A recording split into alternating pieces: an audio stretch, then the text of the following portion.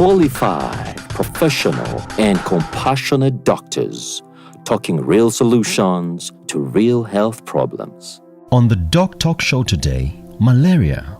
A good doctors arm you with all the information you need to be found on the right side of that potentially fatal female Anopheles mosquito bite. Once again, welcome to the Doc Talk Show. And today I'm with Dr. Amate and Dr. Darius and myself, Dr. Fiona, the sexologist. Today we discuss malaria. Malaria is one of the leading causes of deaths in sub-Saharan Africa. But in Uganda, it has persistently been one of the topmost cause of deaths, especially among children under 5 years. Most of us have been to the hospital or pharmacy with a fever saying we have malaria. Dr. Darius, what is this malaria monster that everyone seems to come with for treatment every time they get a fever? Okay, thank you, Dr. Fiona. So malaria is a severe infection. It's a parasitic infection that affects the red blood cells of the human body. Worldwide, we have about 5 species of the parasite. The parasite is called Plasmodium. And in Africa, the dominant species that we have is called Falciparum. And this particular species has been implicated in the severe cases of malaria. The other species are kind of form a benign, a less severe, mild type of malaria. But Falciparum, which is dominant in Africa in our setting, has been implicated in the severe cases. Thank you very much. And the burden of malaria is actually heavier than we think, with over 200 million cases per year in Africa. Globally, we have about over 200 million cases of malaria every year, with almost 250,000 deaths from just one disease, malaria, globally. And in Uganda, we still have Uganda being called a highly endemic country, where that's why everyone thinks they have malaria. So, Dr. Ama, in Uganda, how is the malaria picture? What do we have as a country when it comes to malaria? Right. So in this country, why it's called a highly endemic area is because we see a lot of cases of malaria within the country, and most of the areas that we see malaria in the east. We see it a lot in the central region. We also see it in the northern region, and we find malaria cases being prevalent from between 20 all the way up to 37%, which is a pretty high prevalence. But interestingly enough, in the southwestern area of Uganda, we have a very, very low prevalence, and that's around 4%. So in these areas, the people who we are usually more concerned about, we are concerned about pregnant women, particularly women who are just having their first babies. We are concerned about children, particularly those under 5. They tend to get malaria infections. With Uganda being one of the most, like we've said, highly endemic areas for malaria, do we have people that we should be thinking of more than others? Yes, there are. And the groups which we usually will be very concerned about are first and foremost pregnant women, particularly women who are getting their first babies. The risk with this particular category of patients is that they have a slightly lower immunity because the mother's body has to accommodate the new baby, so that it's not viewed as a yes, and then there are also 2 individuals. The mother is carrying a child and carrying the immunity for 2 individuals. Yes, that's and right. We know that this malaria Plasmodium, the parasite you talked about, comes and clusters around the placenta, where the mother and the baby are communicating, where the baby's immunity is coming from to maintain the baby. That's absolutely right. So of course the risk there is that if a mother develops malaria, then if it's not treated early enough, and it's treated well, then you're likely to lose that baby as well. And you can also lose the mother in the process. So it's very important that that group is taken care of. And I think, and that is basically the reason why we give them this Fansidar during pregnancy. Absolutely. To prevent mothers from getting the malaria and thus the baby from getting malaria. Right. And I think the other group of people who should be concerned about are children who are under the age of 5. And this group, it's because their body systems generally have reduced immunity. Immunity basically means the body's defense against infections. So in this group of people, the children have relatively low immunity compared to the to the older Adults, children or the adults. So they tend to get very, very severe forms of the malaria. And that is very true. Yes. And that is why we are saying that most malaria deaths are found in children under the 5. ages of 5. That's They very tend to get a lot of the complications of malaria. Do we have any other special groups? Certainly, we do. Some of those, like we said, there are certain areas of the country where we don't see as many malaria cases. And so people coming from those regions are more likely to also get very severe forms of malaria when they do get malaria. Again, because they're not exposed to it a lot of the time. And so they have not developed an immunity against it. And so when they get the infection, it tends to be quite severe.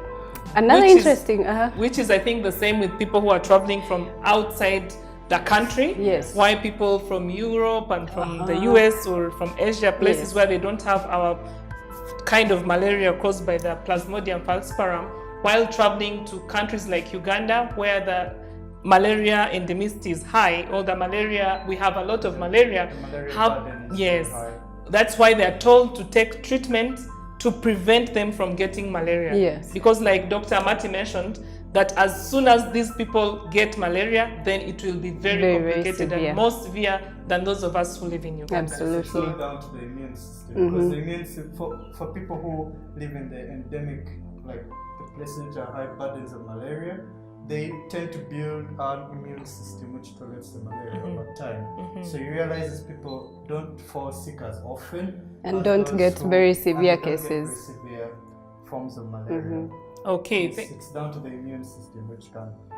which kind I of think suppress the is malaria. happens with everything. That's why we can, most of us, because we have been exposed to the mosquito bites, they are people who are virgin and have not been. They are good looking to the mosquitoes, and the mosquitoes can also sense this. Right. With these risk groups, and of course with the rest of us, everyone being at risk of getting malaria, whether severe or non-severe.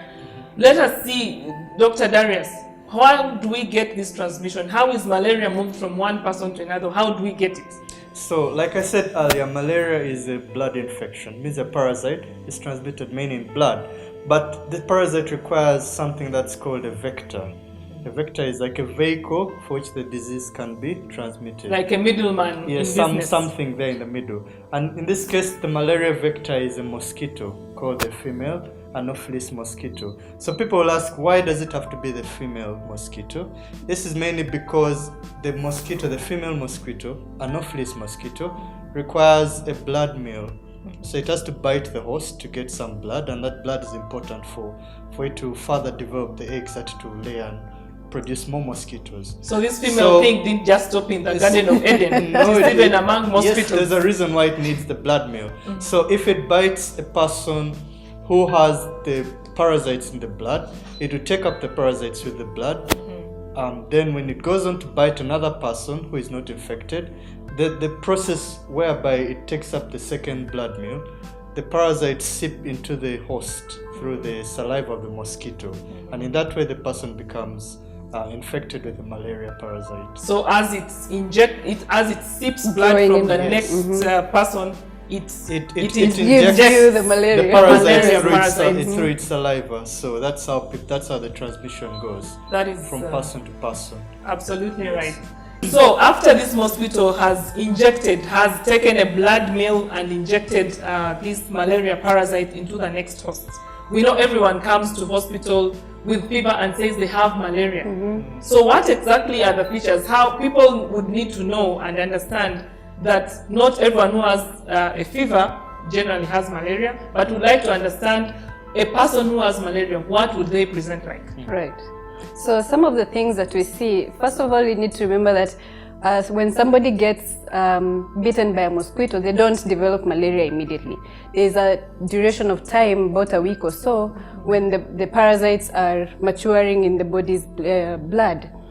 And then once they have matured and they start spreading through the blood system, then they start causing symptoms, what we call symptoms. So what a patient will come and tell us, I'm feeling like this, I'm feeling like that. Absolutely. Yeah. So the first thing that somebody with malaria is they usually have a fever, and usually they'll have a high grade fever, which is how come people say I have malaria when I have a fever. But that's not the only thing. So they'll come with chills, so they feel cold, but in reality they have a very high temperature. They're shaking. We call that rigors in a medical language.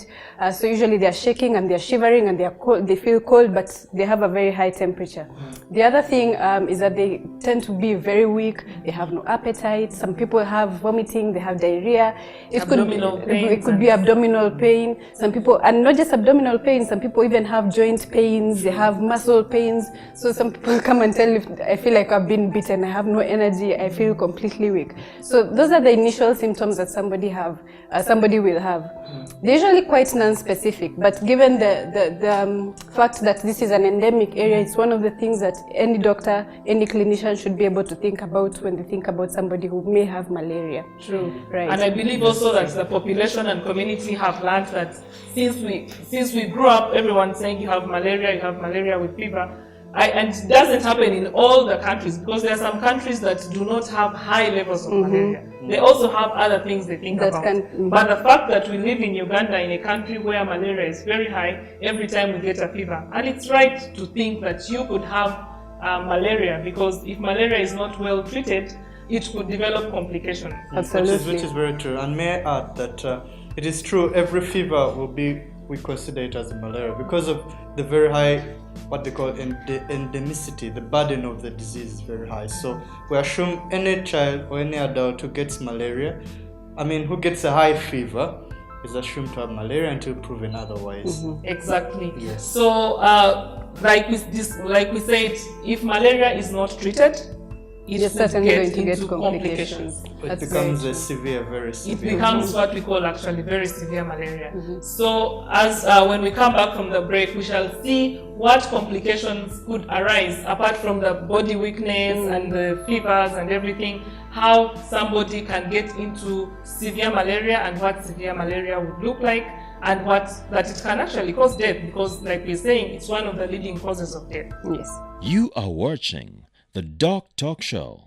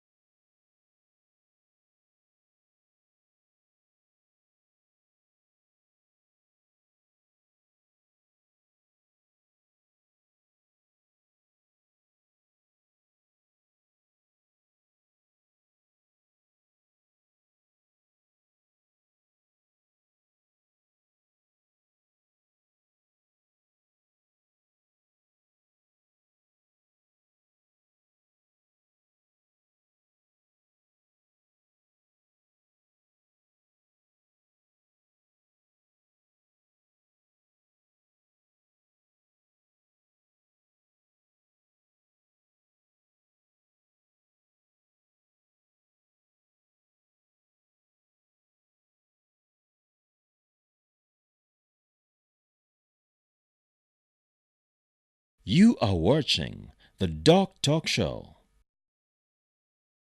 As mentioned, if malaria is not treated at the early stages, it can actually get into severe malaria with complications. And for people also who have not lived in places that have high malaria burden and come from places that have low malaria burden, traveling to a place that has a high malaria burden, you could get complications. So we normally hear of complications like cerebral malaria. That child has cerebral malaria, that he develops cerebral malaria. This is when the malaria parasite goes into the brain and affects the brain system and how the brain functions. You could get reduced levels of consciousness. Someone is awake, not awake, is in coma, is not in coma, they don't understand what they're saying, or actually could take you into coma. Absolutely. And for this can have long-term effects. Someone can get cerebral malaria, and with time they cannot actually fully function as a human being as they were with the same quality of life after getting cerebral malaria. That's right. That's So right. we also have things like anemia. Yes, that's right. And because you said that the parasites actually attack the blood cells, and in particular they attack the red blood cells. So what happens is that as they are doing that, they also cause the red blood cells to die off. And so you actually reduce the number of red blood cells you have, and as a result you have malaria, or rather you have anemia. The other thing that happens while you're at it is that you can also develop jaundice. What's the yellowing of the eyes that people usually see, and sometimes you associate it maybe with another disease, but actually it could simply be that you're having a very severe form of malaria. And as it breaks down, it goes all the way into the kidneys, and it gives you very dark colored urine, which also will later on give you complications in the kidneys. So one of those, yes, so in addition, the anemia comes because during the maturation phase of the parasites, they live within the red blood cells, and these cells are what give the color of the blood red. So when the cells burst because the parasites are mature, that process of destroying the red cells is what causes anemia. Anemia is basically very low amounts of blood in the body. So another complication it results in is difficulty in breathing, which is a very, very severe form of, it's a very severe complication. It arises because the process, the malaria, the parasites can congest into the lungs and cause local inflammation, a process which is called acute pulmonary edema. Okay, that means there's a lot of inflammation, there's a lot of injury in the lung tissue, and it causes fluid to accumulate, and the person they cannot breathe. Okay, it's almost similar to a pneumonia. All right, so it can either cause that pulmonary edema, or it can cause what they call respiratory distress syndrome. Like what we've seen babies. Very, very, they can't having breathe. very They labored require, breathing. they even require oxygen because the lungs are so full of fluid and they're damaged, badly damaged, that they require some extra support. You're right, because even parents, the baby comes in with malaria, they tell them that the baby has malaria, and they say your child needs oxygen, and they can't believe that a baby, just a child with malaria, requires oxygen. It is so true, but it's because of that difficulty in breathing. The lungs cannot function as normally as they're because supposed they're to. destroyed. So they need that extra Right, support. and it can be pretty bad too, because we know that sometimes we actually have to breathe for them because the level of destruction is so much at that time that the lungs can barely function at that time. So it stops being from just mild malaria to a point where you're taking somebody to the ICU, and you know, the intubation. so that you can breathe for a person. You're very right. We also we could have a drop in blood sugar levels. Yes. Most people know high blood sugar and diabetes, but malaria can cause your blood sugars to go actually low. go very low. And that is where you see people start sweating. It can actually lead to immediate death. Yes, low blood sugar is a very, very dangerous complication, whether due to malaria, due to anything else. Because your brain, the body requires an energy source to work. It is like the fuel for the car. So when the fuel runs out, the car stops moving. So the sugar is like the fuel for the body, for the brain. So in the blood, when the sugar levels go down, and they go down because the parasites consume a lot of sugar. They consume the body's own sugar, and in addition, the illness itself, because the body's temperature is very hot, and so many systems are running very fast. All that drives the body sugars to very, very low levels and can result in death, because the brain requires sugar to function. Which is the same thing that happens with blood pressure. We know that many a time our blood pressure, for you to say you're sick, your heart is sick, and blood pressure levels are normally high. But malaria incidentally drops your blood pressure. That's true. Which is also dangerous. Like we're saying, high blood sugars can be managed easily, and low blood sugars are dangerous. But even low blood pressure is dangerous. It's equally dangerous. That's very right. So at that point, of course, the challenge is that now you also have to start supporting the body's circulatory system, because for as long as the blood pressure is that low, you're not able to maintain the normal function of the other organs. So you're starting to struggle with providing enough blood to the kidneys, providing enough blood to the brain. And you must remember that all of these complications are not happening in isolation. Some of them happen all at once. At the same time. So you're having a cerebral malaria, you have very low blood sugars, then you have a very low blood pressure. So all of these tend to happen pretty much at the same time. And it's it's not just that. You can have other things, because remember we said that the parasites break down the red blood cells, but then as a result, you can also have the other the other cells called platelets that help with the clotting system, to clot. right? Those can also get used up, and so somebody starts bleeding all of a sudden, and then you have a bleeding complication, and so you come from having just malaria to having even bleeding complications at the end of it. Okay. I'm sure. Plus, also, like what happens we also know that children normally, when they get a very high fever, some will start convulsing. Yes. Will start getting fits. A child who has never had epilepsy suddenly starts getting seizures because of the very high temperature, because the malaria parasites have also affected the brain. So these complications can actually be very devastating Yes, to parents. we can see it can go from a non-severe to a very severe, affecting nearly all the organs. All of the body. organs, right. Another organ to worry about is the kidney. Absolutely. Right, because the kidney is a very essential organ for the body. It helps to filter out all the wastes from the body, and it comes out as urine. So because the malaria, when it causes the very low blood pressure, this blood pressure is what gives the organs their food, their nutrients. It drives the blood into the organs for them to function. So when you have very low blood pressure, it means the organs are kind of starving.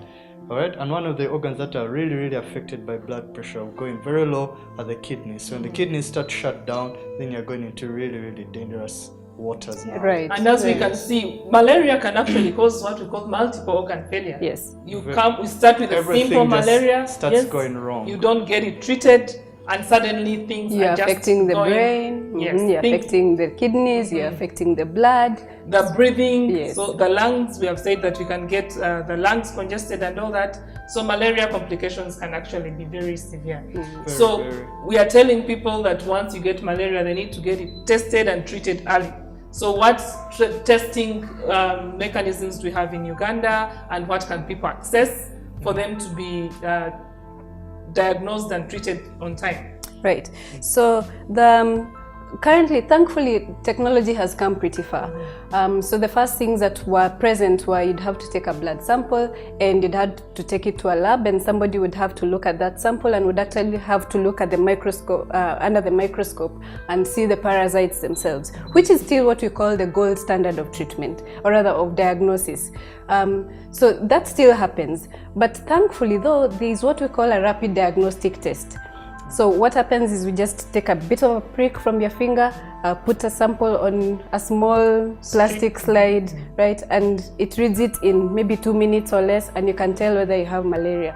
It in and of itself is not an end. Ideally, we should be able to come and see how many parasites are we dealing with, in that amount of blood, so that we can say, are we dealing with a severe malaria, or is it somebody who we think the malaria is not very severe and perhaps they may not, they may do well with maybe oral medication. So just And medication that's where they we take. say someone has scanty. When we hear that we have scanty or malaria plus, or they phone with a malaria plus. Yes. Now that reflects the number of parasites That is so in the blood. within the blood film. With That's what the plus or the plus means. So when you have very many pluses, not just another That's problem, it. because it means Yes. the parasite burden in Is- the blood is very high. very Yes. high. So Dr. Darius, could you Yes. also tell us, does everyone qualify to be screened and tested for malaria? We have people that really we must not miss while testing for malaria. So there are, like we said, there are some risk groups, people who are particularly prone to malaria, like they can get very, very severe illnesses. So these people should have the focus. So patients like the pregnant mothers, because the malaria is very, very severe, tends to be severe in pregnancy and can result in loss of both the mother and the baby. So such patients, the pregnant mothers, should always have routine malaria screening during the antenatal visits. And that's why we insist on malaria Yes, they screening. should always go for antenatal Right. antenatal screening to check for malaria. Whenever they get a fever, they should always go and a malaria test is done on them. In addition, I think because it is so common in our setting, you would say any person who has a fever, whether it is a child, whether it's an adult, or it's a muzee, an old person, as long as you get a fever, because fever is a classic presentation of the malaria. So every person should at least get a test for malaria, okay? Sure. The blood Right. screen. But we And also with have people children like in particular, sicklers. yes, and sicklers, it's particularly important for them. These are children with sickle cell disease. And you know that already their blood cells, the way their blood cells are, they're slightly abnormal. They don't function the same way as for people without sickle cell. And so when they do get malaria, they tend to get very severe forms of malaria. One, because already the blood that is normal is destroyed very fast, and then you have certainly the abnormal blood that they will have. So that is a very important category of people, particularly of children, that we must always make sure that if they have a fever, it must be tested and make sure that we're not dealing with a malaria, or if we are, it is treated early enough. And then certainly, like you said, children under 5, and this is vitally important because they're the ones who die the easiest. We know that in our country, malaria kills under 5s more than possibly any other. Yeah. So it's very important that any child with a fever, first thing you think about is we need to make sure that this child either has malaria and we treat it early, or does not have malaria and we treat it for something else. Yes. So and the tests are very sensitive. So whether it's that rapid test, the strip test, or it is using a microscope, they're very, very sensitive. So it means the person running the test can easily detect the malaria parasite and institute treatment. And we are lucky that we actually have these tests readily available in Uganda. Yes, they are. We have had cases of people travel from abroad and go back, and when they get sick, like you said, you don't get malaria, the mosquito bite today and get malaria immediately, and they cannot access the testing. But we are very lucky that within our setting, we are able to access the malaria testing. But we also have special groups like people whose immunity has come down, like people who have HIV, people who have diabetes, people with cancer, people whose immunity is already low need to be tested for malaria and treated as soon as possible. Yes. Now that we've discussed the complications of malaria and how to test it and the special groups that need to be tested, when we come back, we shall look at how malaria can be treated and then how to prevent malaria, because we don't want to talk about it like you must get malaria and you cannot prevent it. So once we are back, we shall discuss the treatment and prevention of malaria. You are watching the Doc Talk Show.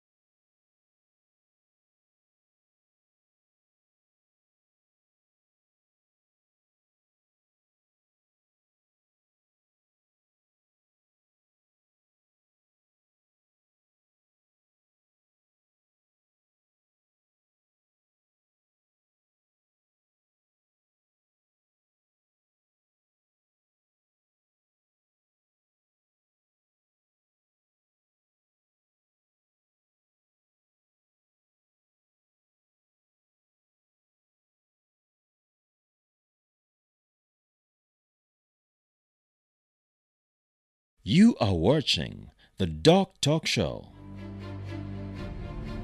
Insights from a malaria specialist, Dr. Maya Lugemo. My name's and I'm a malariologist.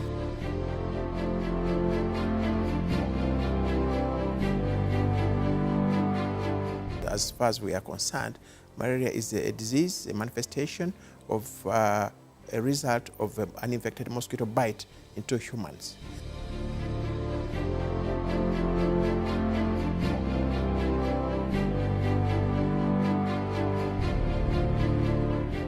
Of course, it manifests with a lot of symptoms, but fever is the main cardinal symptom. Fever is the main complaint of any patient, but there are other associated symptoms like headache, joint pains, loss of appetite, diarrhea, vomiting, and to some extremes, and especially in children, convulsions, loss of consciousness, sometimes delusions, and so many other manifestations.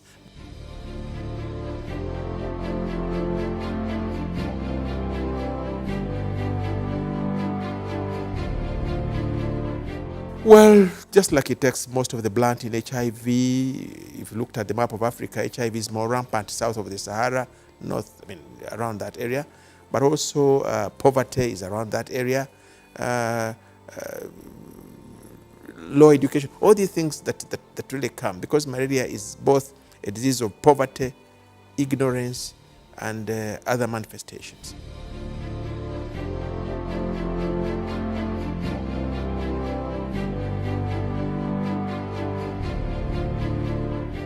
Quite a good number, and actually giving you statistics, in Uganda until recently, about 63% of all children under the age of 5 in recent times until around 2009 to 2014, 63% of the children under 5 had parasites in their blood.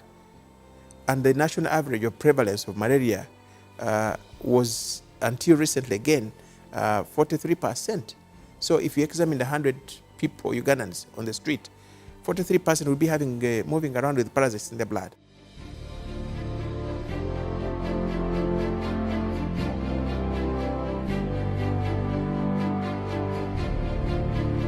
Well, I think we are very lucky, given the fact that actually malaria, for example, in Uganda, the statistics have been gruesome. Until recently, about 3-4 years ago, we were losing almost 300 people per day.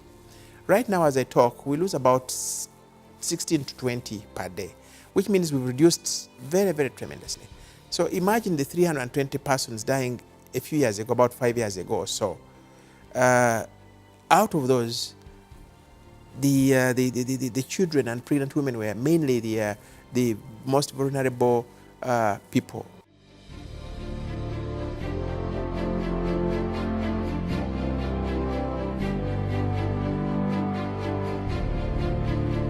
There's what we call the intermittent preventive treatment in pregnancy, IPTP. We shall not use the medical term like sulfadoxine, paramethazine, but it's fancy that you can buy it off counter.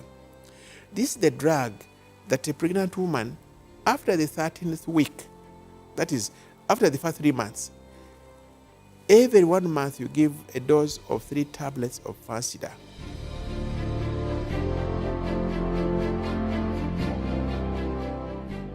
You encourage all pregnant women in a malaria endemic country like ours to take 3 tablets of Fansida after the 12th week, that is starting with the 13th week, with every 4 weeks, that is every 1 month apart. A pregnant woman should take 3 tablets of Fansida to prevent those parasites from embedding themselves into the placenta.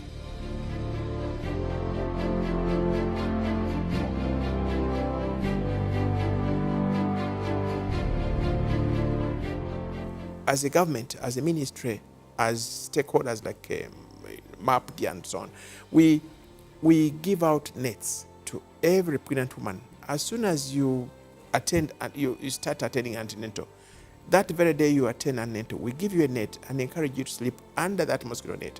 Unfortunately, some mothers do get the nets in the first maybe 3-4 weeks of pregnancy, or even in the first 3rd, 4th month. They keep the nets until they deliver. No, this is wrong. The moment you get that net, start sleeping under a mosquito net.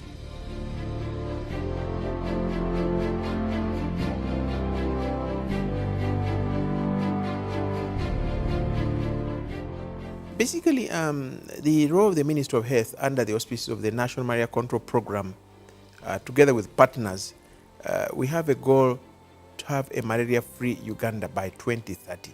That's the goal. Actually, by 2020, we should have reduced some of these statistics we mentioned earlier on to almost more than half.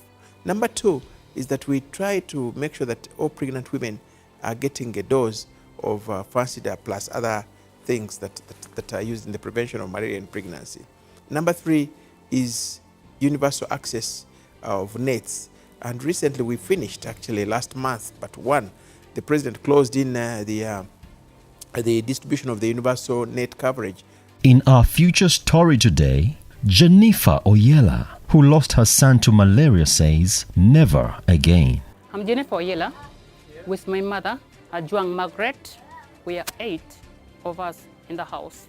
And the problem really which we've got within the locality, sanitation, water. Mosquito net is the much essential whatever, or the problem we are really facing. That's why the malaria has become, it is on a rampage. It's because of mosquito net.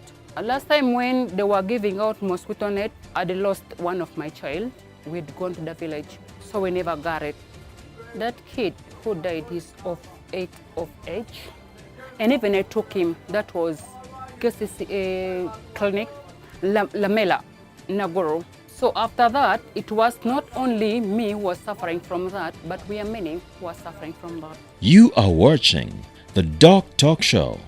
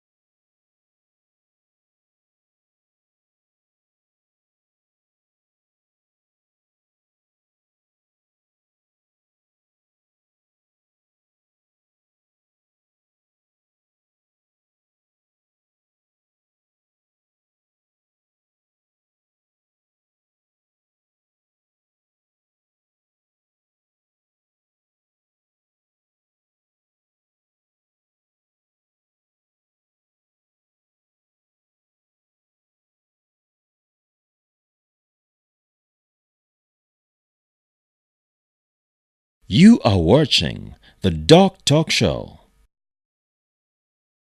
So having seen the complications that can arise and how we can test for malaria, so how do we know everybody comes with fever and says there are many people who think that injections are what cuts it for them. People want drips of malaria. What treatments do we have for malaria? We know that in Uganda we've been lucky to access the testing and as well as treatment. So Dr. Darius, Yes. what treatments do we have available for I've come with non-complicated malaria. You've done my slide and you tell me you have some scanty or malaria plus has been seen. What treatments do we have for patients with non-severe malaria? Okay, yes. So, but before we go into the treatment, I must emphasize it's always important to first diagnose, to first see indeed that there's malaria, because so many other illnesses can cause fevers, and you have someone taking anti-malarials, but they're not getting better. It means there's some other illness apart from the malaria. So another illness that is developing that is as you treat starting, the like, malaria. So you must. They must always get a positive test of the malaria, whether it's by that microscope test or by the strip, and it will tell you have malaria, then you start you on treatment. Sure. So the treatment depends on how severe the malaria is. There's what they call the non-severe malaria, then it doesn't have the complications, and for such malaria we mainly use tablets. There are different medications which are available. Medications such as Coartem or Duocortexin, these are the commonly used tablets formulations for malaria treatment. So many use the oral formulations, the tablets for the non-severe type. Right. When the malaria becomes severe, in that we now see signs of the complications which we discussed, there we now have to use the injections, okay? And they're mainly through the vein. They put a needle into the veins on the hands, then they inject the drug directly into the bloodstream, right? And such drugs, they're also common, they're also available in our setting, and you've heard of some such as artesunate or quinine. Yes, those are some of the examples of the treatments That we get. which are available. But under normal circumstances, not just for malaria, I think it's important for people to understand why you would get an injection as opposed to a tablet. That's right.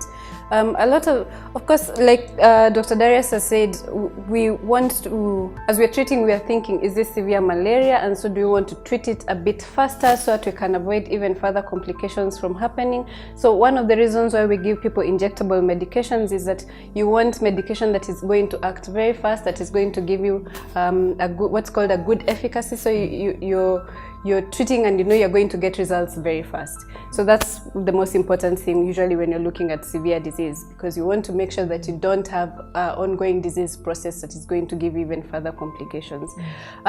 With non-severe malaria or non-complicated malaria, we've assessed the patient and we're sure that this patient, one, given the level of parasites that they have, but also the symptoms that they have, will be able to, one, tolerate the oral medication, but two, will be able to get better. But it's always important to remember that even if you've gotten oral medications, so tablets to take, and you've been given and you go home and you're not getting better, it's always important to remember to please come back to the hospital, because it could be that actually you're getting severe disease and the oral tablets will not be enough, and we do have to switch to injectable.